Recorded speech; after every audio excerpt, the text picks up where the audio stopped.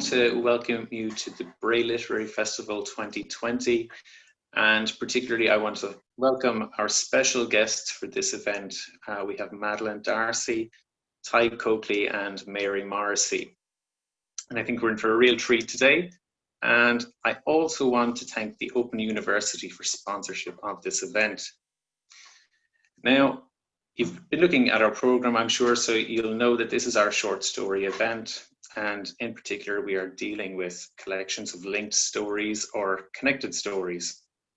Now, I'm going to take a moment or two to just introduce our authors, and then we can hand over to them from there. So Madeleine D'Arcy's debut short story collection, Waiting for the Bullet, Doire Press 2014, won the Edge Hill Reader's Choice Prize 2015. In 2010, she received the Hennessey Literary Award for First Fiction and New Irish Writer. Her second short story collection is forthcoming in 2021. She holds an MA in Creative Writing from UCC and recently completed a novel. With Danielle McLaughlin, she co-hosts fiction at the Friary in Cork City.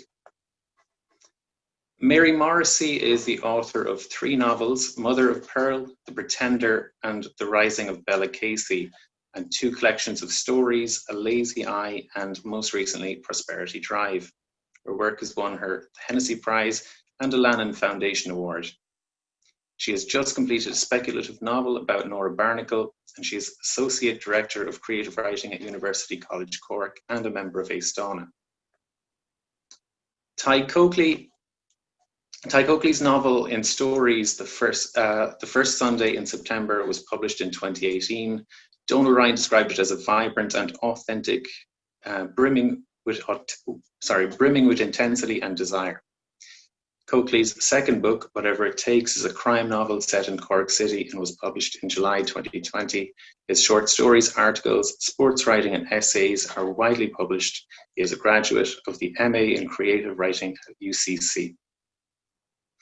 Now, so I understand that Madeleine, Ty and Mary have worked quite stringently in developing this event, which will include readings of snippets of what they call the source stories. So I believe Mary will direct the events and keep everybody on task. So I'll pass over to her now, and I'll just say, enjoy the event. Mary? Thank you, Ed. Okay, here's my lasso. Hi, Madeleine and Ty, and everybody out there. Welcome to this, we hope, interesting and fascinating discussion about linked short stories. And the reason we're all here is that either we've written a collection of linked short stories or we're in the process of writing a collection of linked short stories. And so we're going to talk a lot today about how linked short stories are written, why you would choose to write in this way, how the short story form is it elastic enough to contain this kind of expansion of the form. But we thought that we would start by giving you just a little snippet of what we have written. And we decided that we would read, each of us read a very short extract from what we call the origin story of our collections. That is the story that triggered the work.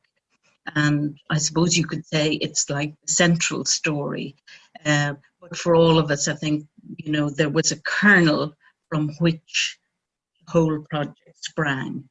So we're each going to read just a little short extract, and then we're going to go from there to talk about the linked short story as a project. So I'm going to ask Ty, first of all, perhaps you would give us just a brief synopsis, say, of what your collection, the first Sunday in September, is about, and then talk us into a little extract from the origin story. Mike. Thanks, Mary. Thanks, Ed. Yeah, the first Sunday in September tells the story of a fictional All-Ireland hurling final Sunday. And there are 19 stories in the book, 19 characters. And the book is really in 3 sections as I see it. You have 4 stories before the game. There are 6 stories which take place during the game, and then 9 stories which take place after the game, looking at the fallout from the game itself. So it's chronological in order. And the first story takes place 2 weeks before the match. The last story takes place 13 years after the game, where a woman is looking back on her experience of the day. So the origin story is a story called Ducas. It's the 5th story in the book. It's the first one that takes place during the game. And we might talk a little bit more about the idea of origin stories later, but this is Ducas. So we've already met the captain of the Cork team. He appeared in the first story. His name is Sean Cullity, but now he's being watched from the stand by one man in particular. He's being watched from the Hogan stand. So this is Ducas. What I want most at this moment is to leave my seat in the stand and walk down the steps and turn right to the bar I passed on the way up. It would be quiet with the match due to begin and as welcoming as a long-loved dog. I imagine the first taste of the cool stout as it flows from the plastic glass into my mouth, the bliss. I'm not speculating here, it's what I know. I can smell it, I can savor it. The chill pliancy of the glass in my hand, my thumbprint on the condensation, the black creaminess, the soft, soothing cotton woolness of it. The unseen roars coming down the concrete steps would carry no threat as I lean on the bar counter, drink in hand. I hope you will never long for that type of bliss, Sean. I worry sometimes that I might have passed it on to you. You know the word Ducas, you know what it means. Recovery, to be always in recovery and never recovered. That's where I am in my own little limbo. But limbo is better than hell, and that's where I used to be, dragging others down with me. I wonder, why am I thinking about this now of all times? The truth of it is that thoughts like these are rarely far from my mind, but I'm okay with that. Even at my lowest ebb, I always seem to be able to hold close the idea that I would survive. I would be sober. I would be able to call myself a man, a husband, maybe even a father again someday. Will you do one thing for me, Sean? If you ever have a son, don't put a hurley into his hand. For the love of God, just don't. I know it could deprive me of ever seeing my grandson on a pitch, but I'd hate for you to ever have to go through what I'm going through right now. I look up at the long concrete beams of the Hogan stand roof over my head. If I knew their length, depth, and curve ratio, I could calculate their structural load capacity. A herring gull glides by. I watch the arrays of swaying colours, red and white, saffron and blue. A previously quiet and nondescript woman in the row behind stands up and screams, "Up the banner!" A dusting of spittle erupts from her wide open mouth and drizzles on unnoticing heads below. Others rise as if in rejoinder and bellow at the hurlers who now file into 2 lines behind the Artane band. I stay sitting, trying to breathe, looking at the wrinkles on the tweed jacket of the Canturk man in front of me. Your poor mother this morning. Neither of us slept a wink. And then she was up out of bed all early, fussing over my sandwiches, which she proceeded to ruin by putting mayonnaise on the ham instead of mustard. I didn't have the heart to tell her. The state of her at the door, wringing her hands. He'll be all right, won't he? Will they win? What if they lose? He'll be fine, I replied. Very likely it was a lie. Sport is cruel, crueler than you can imagine, Sean, although you might just find out today. I tell myself to breathe, and I stand up. I watch the 15 Corkmen march behind the band as they pass my section of the stand. The noise is apocalyptic. I scrutinize your body language. You are the first in line as captain, and I see a rangy, dark-skinned, short-haired 28-year-old. Hurley held in your right hand, helmet in the other. You are the spitting image of my brother Johnny when he was your age.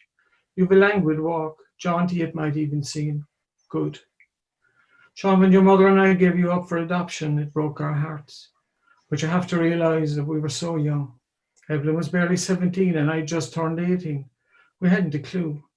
We were in shock. We were ashamed. They made us feel ashamed. We were frightened. Evelyn's father was, well, to call him a vicious dictator would be an understatement, but I should have fought him. I should have.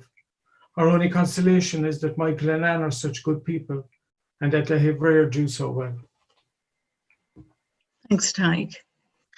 I'm going to read now from Prosperity Drive.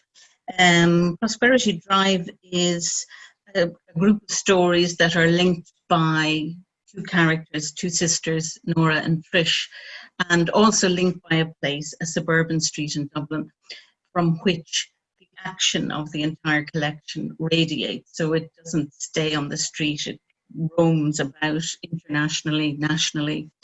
But the place is also a kind of a source within the story collection.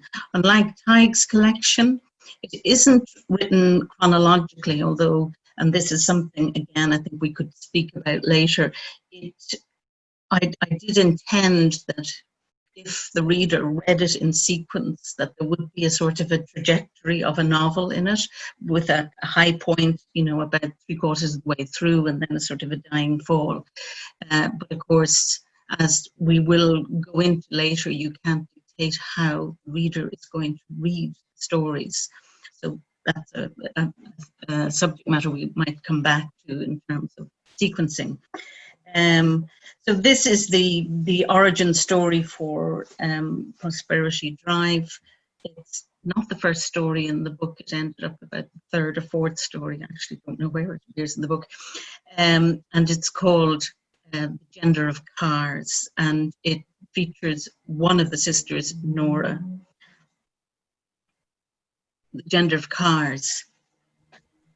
Fat Nora Elworthy sits on the bonnet of the family car.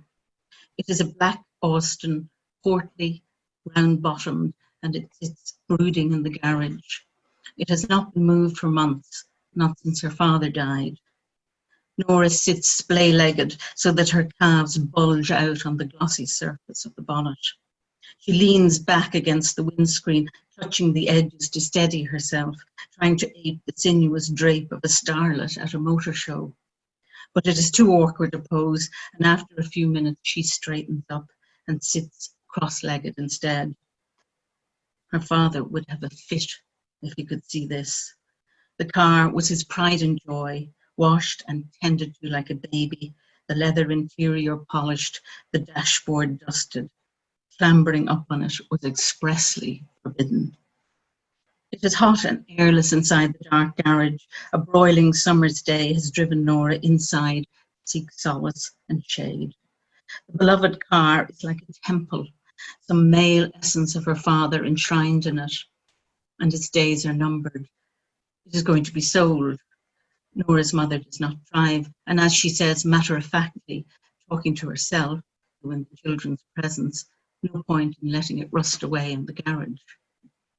Nora supposes her mother needs the money. At 11, she has a hazy idea of adult finances, but without a breadwinner. This is how her mother refers to her father and company, as if he had been engaged in some kind of flowery lottery. Belts will have to be tightened, whatever that means. Well, it means selling the car, for one. Her mother puts an ad in the paper. One careful owner, it says. Her father had traded in his Zodiac to buy the Austin A40. He used to talk about the sherbet-coloured predecessor as if she were a brassy blonde. Cars and boats are always she, her father used to say. Men with hats have been calling round to look it over. A neighbour cranks it up and reverses it out into the driveway for these occasions. These men walk up and down, frowning at the rusting foreparts. They rap their knuckles on the exterior and tires. They tut-tut when the engine is slow to start. Battery, her mother offers in a helpless kind of voice. Nora detects an unseemly kind of courtship in this, as if the selling of the car is a ploy to acquire a new father for them. She is having none of it. She is autocratic about their loss. She will not stand to listen to her mother talk fondly of the past. Mrs. Devoy, their honey-haired neighbour, encourages her mother's nostalgia. Nora has come across them in the kitchen, nursing cups of instant coffee while her mother softens and grows tearful. Nora shoots her mother a warning glance, and if that doesn't work, she leaves the room abruptly. Her mother's grief is too threatening. Nora feels it is her duty to guard against disintegration. One of the men in hats finally comes up trumps. He and her mother haggle on the driveway, gone now the flirtatious tone of distress. My late husband was very mechanically minded. The engine is clean as a whistle, and as you can see, not a mark on the bodywork, she says proudly. He was devoted to it. Devoted to her, Nora wants to say. She cannot believe the car is actually going to be sold. She thought her mother's air of plaintive ineptitude would make the men in hats think she was trying to sell them a pup. But no, this large, bald man, he has taken his hat off and it sits territorially on the roof of the car, is now patting his chest pocket in search of a pen to write out a check. Nora, standing at the other side of the car, wants to raise her hand and say stop in a commanding tone that will make the adults pause and obey. But though she can stem the slow tide of her mother's mourning with an angry glare, she cannot battle against the calculated transactions of survival. Come inside, won't you? Her mother says to the man. Nora loiters outside as the man follows her mother into the house. When they are out of sight, she fishes a coin from her pocket and digs it into the Aosdána's paintwork. She draws a line from the front passenger door backwards, a searing, silent protest. Spite fuels her, or is it revenge? Whatever it is deeply satisfying. When the man emerges, she is sitting on the garden wall, legs swinging. She smiles sweetly and waves as he reverses the Aosdána out onto the road. He drives off, unaware of the damage she has done on his blind side. Madeleine, would you like to take up the cudgels now? Well, I'll try to take up the cudgels from you two.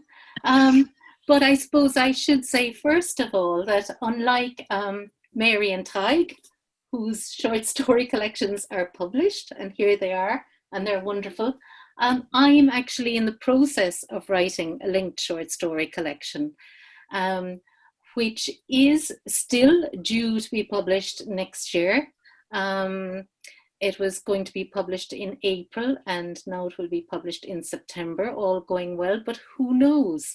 And I'll explain more later about why I am not going to read from my origin story.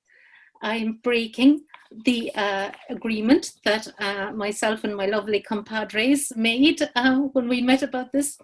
But I'll explain why. I'm going to read from another story, just the beginning.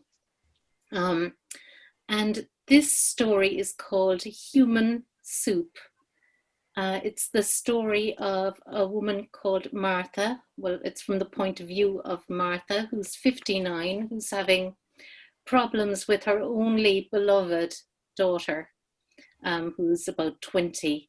And we find out more about that later, but this is the first part of the story. Human Soup. It was supposed to take only an hour to get to the faith healer's place, but we'd been on the road for an hour and a half. I was annoyed at myself, dying for a cigarette, and wondering why on earth I'd let my two neighbours persuade me to drive them. I hadn't a notion of paying out good money to the Chancellor myself, whether he was the seventh son of a seventh son or not.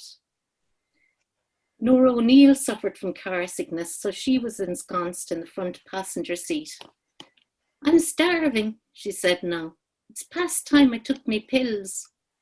It wasn't even midday yet, and I had no appetite at all, but I forced myself to stay calm. Look, there's the sign for Ballyboy, Betty Healy said from the back seat. We could stop for a bite to eat there. Oh, thanks be to the good Lord Jesus, said Nora. It was never a plain thank God with her. A few years ago, my daughter Frankie nicknamed her Nora Kneel and Pray. Back then, Frankie often made me laugh. Ballyboy was little more than one street with a few buildings on either side, so it was easy enough to park. I got out of the car and went round to the passenger side to help Nora. Betty managed to haul herself out of the back seat, and she held Nora's arm while I found her walking stick. Once Nora had stabilised herself, they began to amble slow as snails down the street. I lagged behind, smoking a cigarette. Nora stopped and half turned. "I thought you gave up the fags," she said. I ignored her. Why the hell shouldn't I have the odd cigarette? I'm 59 and the only thing wrong with me is stress.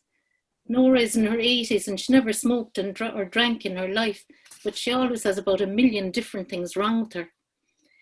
In fact, it was Nora's idea to visit the faith healer. "My rheumatism is killing me," she had said, "and I'm getting desperate migraine. Dr. O'Connor doesn't listen to me half the time these days, too busy with the COVID. And Decky Google says the fella's a wonder." Nora and Betty were always mad for road, especially since they'd had to stay inside so long last year. I'd gotten used to doing everything for them during lockdown, and in fairness, they were easy enough to please. Even so, I could tell that Ballyboy was a bit of a letdown. There wasn't much in the way of retail opportunities, which was a relief, because I knew from past experience that Betty's sloth-like approach to shopping could slow the whole day down drastically, not to mention all the fumbling in handbags for face masks, putting them on, taking them off again. There was no hotel either, only an Indian restaurant, a fish and chip shop, and a couple of cafes. "Fried food is deadly for my diverticulosis," said Nora as we passed the battered place. She and Betty straggled across the street to inspect the olive branch. I followed in their wake and kept my mouth shut, knowing that any contribution to their laborious decision-making would only complicate the process. "I'm not sure about it," Betty said. Nora was dubious about the olive branch too. "My late husband Finbar, God rest his soul, would never go anywhere to eat except an hotel," she said. "He was very pernickety." They meandered up the street like penguins on the loose until finally we stood outside a place called the Good Egg Cafe. "It looks all right. There's lots of stuff that isn't eggs," said Betty, staring at the menu in the window. "It'll do," I said. Inside we found a table near the window. A streelish young girl with long black hair streaked with purple slouched over to us. She wore a stained white apron with the Good Egg Cafe printed on it above a smiley-faced yellow egg. Her eyebrows above her blue disposable face mask reminded me of garden slugs. "The menu's on the board," she said, nodding at a blackboard on the wall behind my head. "Do you do half portions?" Nora asked. "We don't," said the girl. "What's your soup of the day?" "Carrot and lemon," the girl said, as she took a pencil and a notepad from the front pocket of her filthy apron. "Excuse me," said Nora. "Could you repeat that?" "Carrot and human," the girl spoke a little quieter this time. "Carrot and human." Nora stared at the waitress. "Sorry, what was the second thing?" "Human," the girl said, raising her sluggy brows. "Oh, cumin," I said. "The spice, she means the spice, Nora. Cumin, not human." Nora looked at me with her bright little eyes and the penny dropped. She started chuckling and Betty joined in. In seconds they were laughing like hyenas fit to burst. "I thought I was going mental," spluttered Nora, wiping her eyes. "I was imagining a big black cauldron with arms and legs sticking up out of it and cannibals with spears dancing around." "Me too," said Betty, "like in that comic, the Beano, or was it the Dandy?" The waitress looked through the window as she tapped her pencil on her pad. "I'll come back later when you've decided," she said. "No, we'll order now," I said sharply. I was in no mood for cheek from young ones. I had had enough of that last night from Frankie. Thanks, Madeleine. That's great. So, Ty, let's return to you and talk about, you read from the origin story, the story that kind of set the collection in motion. And I'm just wondering that when you wrote that story, did you foresee that it was going to be part of a bigger piece of work, or did the bigger piece of work grow from this story? It grew from the story, Mary, for sure. I was just writing a single short story as part of my MA. And but I realized that when I had written it, that there were two other stories that came from this that needed to be told. At least I was compelled to tell them. Was the story from the point of view of the mother, her experiences of giving up her son for adoption. And secondly, the story from the point of view of the young hurler, his point of view as well, and his issues around identity and so on. So I certainly didn't have a plan at all. I don't know if people set out to write books or short stories. I think we set out to write a short story and then build on that and so on. But the links of it did become important, and I realized when I had other characters and I had started to develop other stories, that there were other stories linked to them as well that had to be told. So there are two trilogies of stories. This is one, and there was another trilogy as well. And it grew from that, really. Mm. And Madeleine, we have to give you a smack now for not following the instructions, but maybe you'd explain to us what the concept is of your work in progress, your linked stories. That's a complicated matter, Mary, because I had the idea in, I suppose, early 2019 of writing a collection of short stories based on the next Irish census, which happens in April next year, or was supposed to happen in April next year. So I have written a very, very short story, which I called Census, and I rewrote it until it became twice its length because I wasn't that happy with it, and it became a different story to some extent. And that's what gave me the idea. And then I pondered and I looked at other drafts, as you do, unfinished drafts. And then Doire Press rang me up and they said, "What are you doing?" And I said, "I'm thinking of doing a linked short story collection on the census." And I thought, if I could only get this done, there's a few stories that seem to fit together. And it would be interesting because, it'd be great to publish it at the time of the next census. And they said, "Great, that sounds brilliant, and we're really interested." And I sent them 7 stories. Some of those would be drafts, and 2 of them had previously been published, but I still thought that they might fit in. So I set to work, and then next thing, COVID-19 comes along, and there's a pandemic, and I'm writing a collection which is set slightly in the future, which is, I now realize, is completely insane.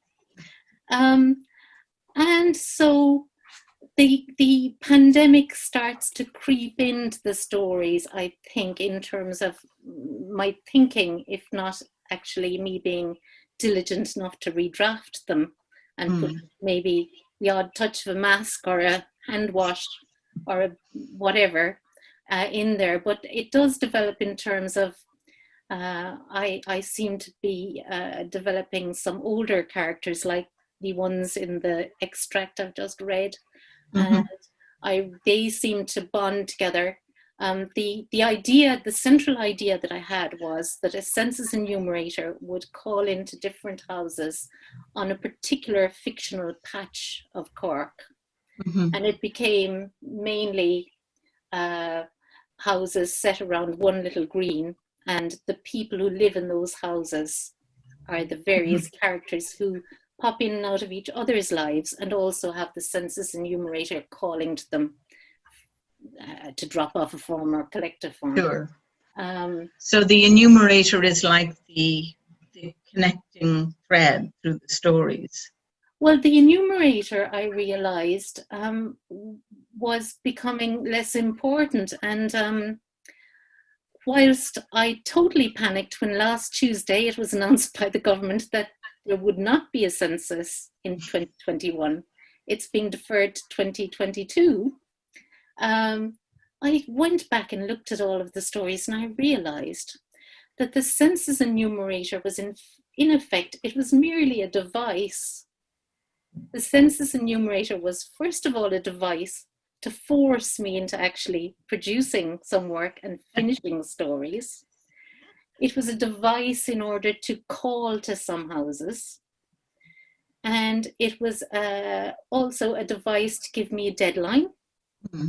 And when I looked at I realized that I was in the stories that I'm working on now, I'm almost shoehorning the census enumerator in, because like all good short stories, I hope, it is the characters, their problems, their yearnings, their small joys and deep sorrows and hidden secrets that are important. Mm. And I want each story to stand alone as a short story. The short stories that I have so far, they are linked in terms of era, which is round about now, let's say. Mm. They're linked because some of the characters go in and out of each other's stories. They're linked because they would roughly be, I suppose, neither very rich nor very poor people.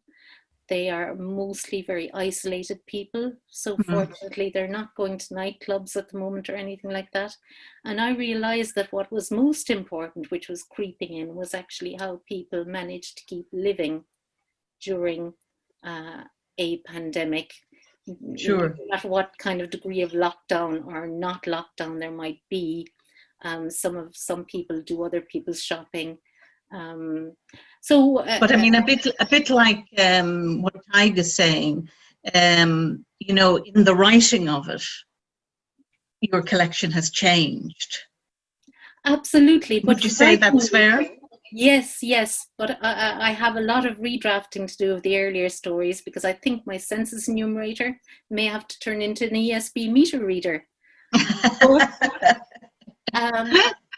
But on the other hand, unlike the origin story, one of the origin stories, I should say, she would be wearing a mask now, which actually helps in one sense, because the person who answers the door doesn't recognize her, but a mask helps even more to disguise someone.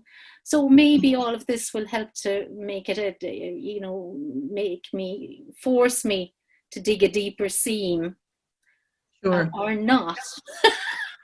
So can I ask you a question, sort of following on from that you have written a collection of short stories that's not linked. So can you compare the two processes? Like, what's the difference between writing a collection of stories that stand on their own and aren't connected to one another? Well, I think that my work is always character driven. That is a big problem for me sometimes, because I get so fond of my characters, I don't want to do bad things to them. So that's a pitfall that's always there. But I think, well, someone said with my first short story collection, he said, put together your stories and it'll be a collection. I said, I don't have a collection, because they're all different and they don't link up at all. And he said, you know, you'd be surprised, they'll link up because you're the one who wrote them. So there will be themes that you're not even aware of. In this case, this is a more deliberate exercise. And what I find, and you both may have found as well, is that a character, an unexpected character comes up in one story. And he's just a bit part, you know, he's just or she, they just appear, they're there for a particular reason, but they just jump into the story. And then you want to follow that character and give them a whole other story. And that is a very dangerous thing, because you just end up leaping from one character to the next, rather than maybe trying to think about the arc of the collection as a whole. So you can get easily distracted as well, I think. Yes. Well, I mean, my experience, I found that, you know, I could have just kept going in this world that I had created. And I think that's part of the difference between a collection of stories that are not, that may be thematically connected, but, subliminally so, and something that becomes a deliberately connected collection, is that you kept on seeing more potential for more stories. I sort of likened it to that, those kiddies picture books where you have to find hidden people in the undergrowth, and I kept on thinking, oh my God, here's another one, here's one I didn't see before. And really I felt in the end that it had to be wrenched out of my hands, because it would have become this ginormous thing. I'm wondering, Ty, did you have that sensation, the feeling that there were many other stories you could have written? Yes, there were, Mary, very much so. And also because 82,000 people go to an All-Ireland final, I had that choice, and about 1 million people look on. So I had a lot of choice. But yeah, I think some of the differences, I think, between approaching a book of interlinked short stories and a novel is that at some point in the book, when I was writing it, when I had all the stories, I began to look at the book as a single entity rather than 18 separate entities. And that was a very big moment for me, because then I was, as well as linking the characters in the stories, I was linking the stories. I was changing the endings of some stories, because I wanted, for example, in the story Dukas, to reveal who won the match. I didn't want the reader to know who won the game before that. It would have damaged that story and the tension. It would have reduced the tension that I wanted to build with that. I wanted to mirror the experience of the father looking at his son winning an All-Ireland in the knowledge that he would not be able to congratulate him. He was probably the only person there who could not congratulate him. So then I began to look at it more like a novel, and I've written a novel since, and I can see the longer arc, the slower moments, faster moments, climaxes, and so on. But I still wanted each short story, and I think this is the challenge. I wanted each short story to act as a short story, to have that intensity of a short story, that kind of sharp burst of a flashlight in a corner, as it's often described, but still to have a longer arc, and that's the challenge, really, I think. And I suppose at Madeleine, in a way, this is what you're in the process of struggling with at the moment, and you have had to kind of change the concept because of COVID and because of the census being delayed, so that you are in fact changing the nature of the connections between people in your... Well, I'm not sure that I'm not sure that a lot is going to change in terms of the essential thrust or the emotional hit, if any. She says, I think the stories actually are probably not essentially going to change, because they're about human nature. Some of the upholstery or scaffolding or whatever you might call it is going to have to change. But then again, I'm still drafting and redrafting, and I do a lot of redrafting anyway on the day. But you're seeing it still as a collection of stories, in the way that, I think of mine as being a collection of stories rather than being, the book was marketed in a way that suggested that maybe it wasn't, it was called an exploded novel, which I thought, really? And I think that kind of brings us to that notion that, short stories are really hard to market. So you have to call them something else, or to make them seem like, yes, they're short stories, but they're also something extra big, different, And I'm wondering, is that a kind of a downgrading of the form? Is the that, you know, that publishers feel that they have to jazz up a collection of short stories in order for it not to appear like it's a collection of short stories? Would that have been your experience, Tig? Yes, I think so. And, you know, we're very lucky in Ireland that we have, you know, publishers like Doire Press or the Stingy Fly or Banshee who publish straight books of short stories, if I can call them those. And we have a great, vibrant magazine system as well, you know, with lots of great magazines which do short stories. But it is a difficulty for publishers, and certainly my publisher were quite upfront with that they wanted to market it more as a novel than a book of short stories. But I think the benefit of interlinked short stories is that if you have a book of short stories that are not connected, for example, I love those books because in each new story, I know I'm going to get a new character, a new situation. But a lot of readers don't like that. They like to develop longer relationships with their characters, with the narrative arcs and so on. And, you know, we've often heard that a short story is compared to a brief affair and a novel is compared to a marriage. But I think having interlinked short stories, I felt, and reading books like, you know, Olive Kitteridge or A Spinning Heart, I felt I had the best of both worlds because they worked as short stories, but they also worked as something larger than one individual short story at a time. Sure. And Madeleine, would you like to talk about, you know, any linked short stories collections that might have influenced you or that you admire? Well, I also, one of my favorite books ever is Olive Kitteridge, Present Company's books accepted. I just thought it was terrific.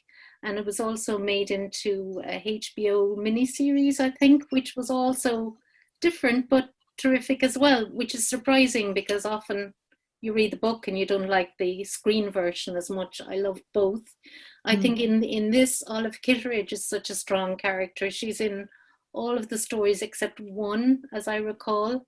And I would really love to be able to write that, but I don't think that I will. I think I have some recurring characters, but not one that will dominate the entire collection.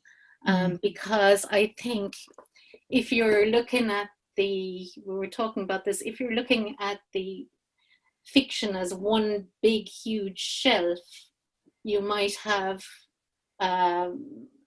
your straightforward novel, say Hilary Mantel historical novel on this side, that's a definite big, huge novel. And then round about here in the middle, you'd have Olive Kitteridge, which I think is a what's the word for it? It's got elements of both really, and way down here, I suppose, towards the other side, you might have another short story collection that I actually love, which is Kazoo Ishiguro, Nocturnes. It's just 5 long stories. And a character appears in the first story, I think, and also appears in the last. But otherwise, the only link that really, truly is there is that all 5 of these stories have music, musicians, composers, would-be musicians, failed musicians, etc. There is music in all 5 of these. Now, 2 of them actually made me laugh out loud as well, and that is so rare. And so unexpected coming from somebody who wrote The Remains of the Day and Never Let Me Go, etc. So that would be sort of more on the short story edge rather than the novel edge, whereas the linked short stories would sort of appear in the middle, I suppose. Jennifer Egan, A Visit from the Goon Squad, is kind of that'd be middle-ish as well. A linked short story, but maybe verging on the novel side because there is a lot of connections between the characters, as I seem to recall. And then there's Raymond Carver Shortcuts, is a collection of stories that Robert Altman put together to make a film. And they weren't originally part of a linked short story collection, but they are very linked because Raymond Carver was dealing with the same types of people in the same era, with the same problems, maybe the same socio-economic background. And James Joyce, which I forgot. James Joyce, The Dubliners, could be thought of as a short story collection. Yes, and I mean, I think there's a mistaken idea that this is something new, but it's, you know, as old as Dubliners, which is, you know, these are very loosely connected stories in that the characters don't overlap. But the place and the theme, you know, are common. It's what unites the stories. And I think, Tig, you were talking about All That Man Is by David Cesarelli. That's right. Yeah, which was shortlisted for the Booker Prize for novels. And to me, it read very much as 9 short stories. And the only thing they had in common were they were all about men.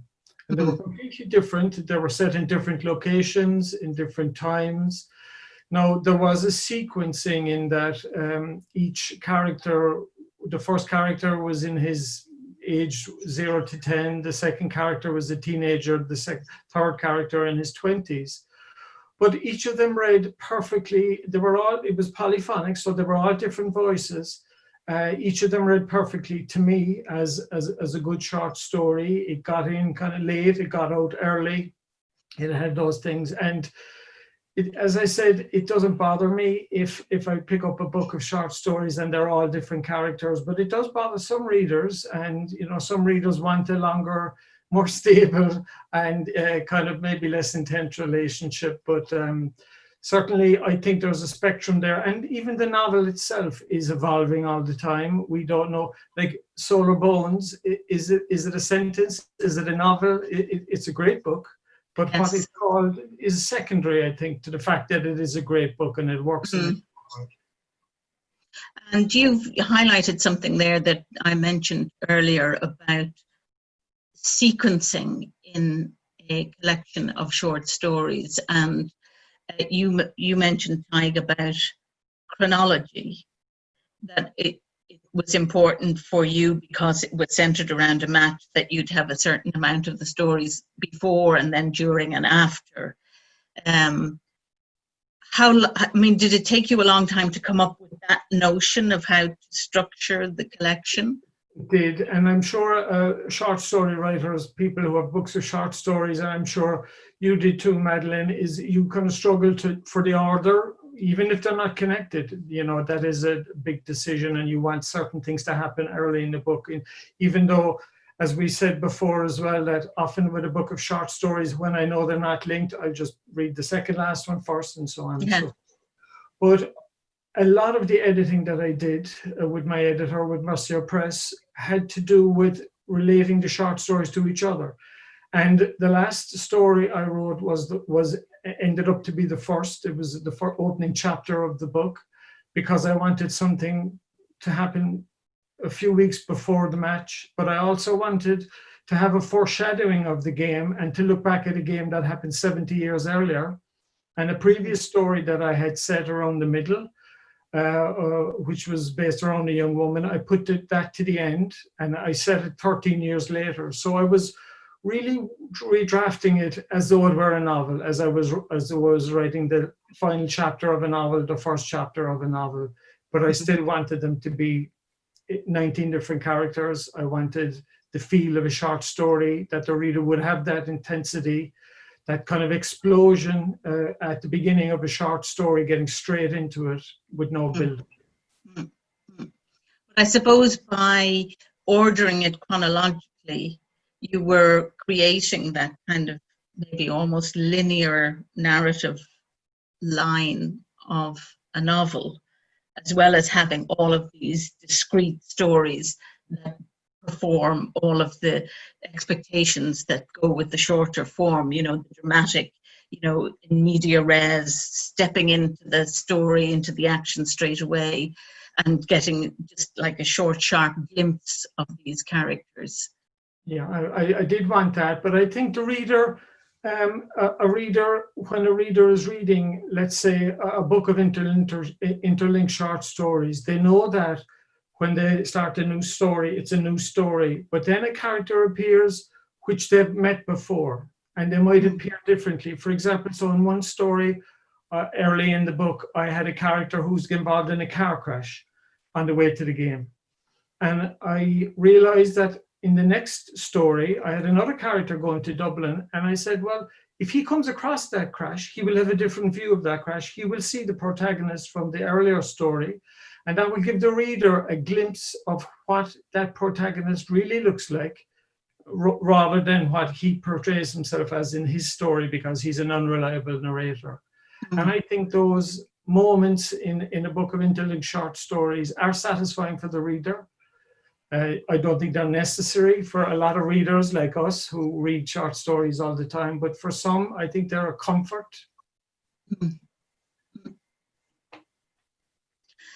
So here's a question. I can't really ask Madeleine this because it's probably too soon, but Haig, would you write another collection of linked short stories? But can I turn that around, because I want to hear something about you, Mary. You had a series of characters in Prosperity Drive. Would you interested? Well, two questions. One, would you write another book of interlinked short stories? But secondly, would you write more about those characters who are very compelling characters? Oh, well, I've never thought about writing more about them, because you know that way when you finish with something, you sort of finish with it. You know, you feel, yeah, well, they're kind of done.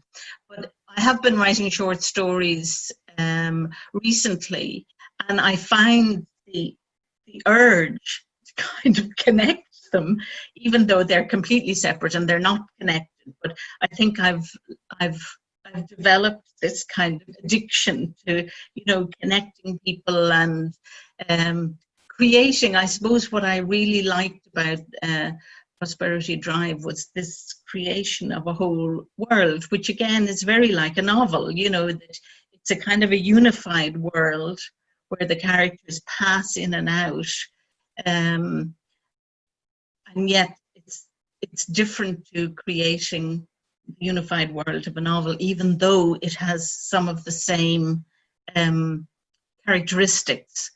I hadn't thought about revisiting Prosperity Drive and those characters, even though, you know, at the time, as I say, there were loads of other stories. I thought, oh, I could write this and I could write about this person. And I mean, I think sometimes it can get a little bit compulsive, you know, that you start by thinking, oh, I'll just link these very loosely. And as time goes on, you think, oh, no, look, I could bring this person could pass in the background of that story, you know. And a bit like what you were saying, those little kind of narrative bells that you just ring, and, you know, the attentive reader might see them and you'll notice them, you know, but perhaps nobody else will. But I do feel that I'm kind of done with them. And I wouldn't want to, I think, go back. I mean, I suppose it's a bit like writing a sequel to a novel or a prequel to a novel, you know. I feel I spent enough time with them, you know. Yeah. So let's finish off with, would you recommend writers to attempt this form? What are the joys of it? Well, the first joy is the joy of writing a short story, I think, and reading a short story, which is a distinct art, a craft, an art form, I think, distinct from a novel, and I've written a novel since now, so I can kind of compare the two. The great thing about writing a short story is that, you know, it can take a very long time, but you generally do see the end. You see the light at the end of the tunnel. Yes. The light at the end of a novel's tunnel is a long way off. So there is the joy of that, and there is that intensity, and I think that is quite satisfying. I don't think it's necessary. Some publishers might like it. Obviously, somebody like Elizabeth Strout is very interested in doing this. She has revisited Olive Kitteridge, and then she had a novel and a book of subsequent short stories that were interlinked with the same characters. And I think she's probably not finished with those characters. And that's why she did go on to a second book. I am finished with my characters, I think, in the first Sunday in September. But now I'm engaged in a series of crime novels where the same character is going to recur again. So we can talk about that at the end of that process sometime next week and compare notes again. Madeleine, I know that you are also writing a novel. You have a novel there on the back burner. And I'm wondering, have you found the writing of the linked short stories a help in seeing the novel in a different way, or do you consider them completely separate? Funnily enough, my computer is actually sitting on proofs of my novel right now. Raise it up, and I found I've been writing novel on and off for a good while. The management of the files of a novel, because I redraft a lot as well, is a nightmare. So from that point of view, just purely from a technologically challenged individual here, the practical matter of file management is much easier with short stories because they're shorter and you have draft 1, draft 2, draft 3, draft 4, whatever, and you have them all in one folder.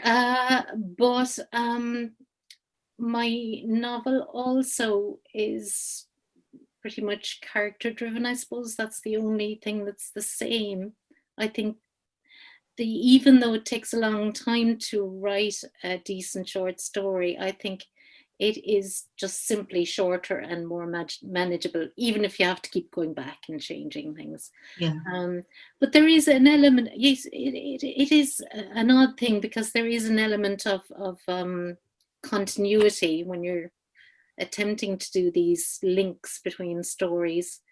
And at the same time, I may be completely and utterly wrong. But I often think if I overthink it, I make a mess of it. So it's probably better off for me personally to sort of use my instinct and flail around a little bit rather than over plan it. Because if I over plan it, that's a bad thing. Obviously, I completely over planned writing a contemporary collection of linked short stories connected to the census, which isn't happening. And starting off before a pandemic, which is happening. I don't recommend any of this writing nonsense to anybody. I think we can all agree on that. Mary, what do you think about this? Do you agree? That people shouldn't write. Well, we should be very cautious about embarking on these things.